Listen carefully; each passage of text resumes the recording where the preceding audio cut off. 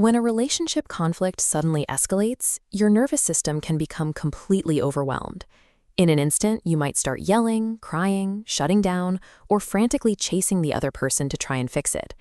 We are going to short-circuit that cycle. In the next 5 minutes, we are going to build a personalized, written boundary plan. To do this, you need a pen, a piece of paper, and a specific, recurring argument from your own life to use as a test case. Translating that chaotic internal panic into a physical, step-by-step document gives you a roadmap.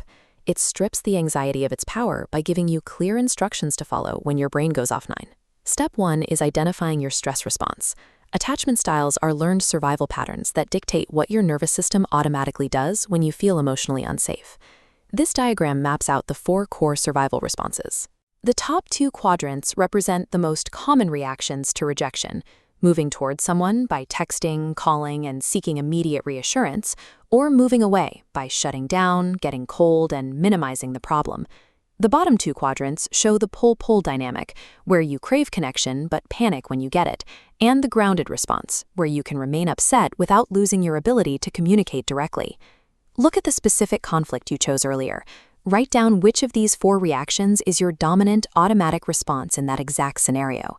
Naming this raw reaction is a mandatory step. You cannot interrupt a pattern that you refuse to acknowledge. Now we establish accountability. Your attachment pattern explains why you panic, but it does not give you a free pass to manipulate, punish, or hurt your partner. Here is how we separate what belongs to you from what belongs to them. Draw a line down the middle of your paper to create a T-chart. Label the left side "What I own" and the right side "What I won't carry." On the left side, list your own reactive behaviors in this conflict. This might include your yelling, your tendency to people-please, or the times you chased someone who asked for space. On the right side, write down the behaviors belonging entirely to the other person. This could be their cruelty, their cheating, or their use of the silent treatment as a punishment. Understanding why you react the way you do does not mean you deserved to be abused or manipulated. True accountability requires you to own your own emotional regulation while completely refusing to carry the burden of someone else's dysfunction. That brings us to drafting the boundary itself. This is where most people fail because they mistake an attempt to control another person for a healthy boundary.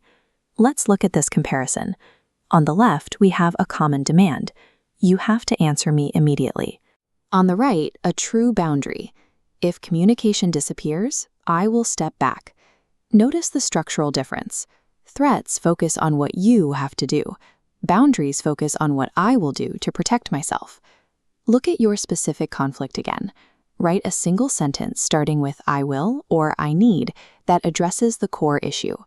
Audit that sentence. If your statement relies on forcing the other person to change their behavior, cross it out and rewrite it. A legitimate boundary is a set of personal safety protocols. It is not a rulebook imposed on someone else. Even a perfectly worded boundary is useless without an exit strategy. Any boundary lacking a physical follow-through is merely a suggestion, and it will be ignored. Right below your boundary statement, write down the exact physical action you will take the moment that boundary is crossed. Your action needs to be clear and immediate. That might mean leaving the room, blocking a phone number, or calling a designated support friend when you feel tempted to react. When the time comes to execute this follow-through, you will feel the temptation to endlessly over-explain yourself. Do not do it. By taking a physical step away, you prevent your stress response from peaking into a total breakdown. This distance is what creates the space your nervous system needs to move out of a reactive survival state and back into a state where you can actually regulate.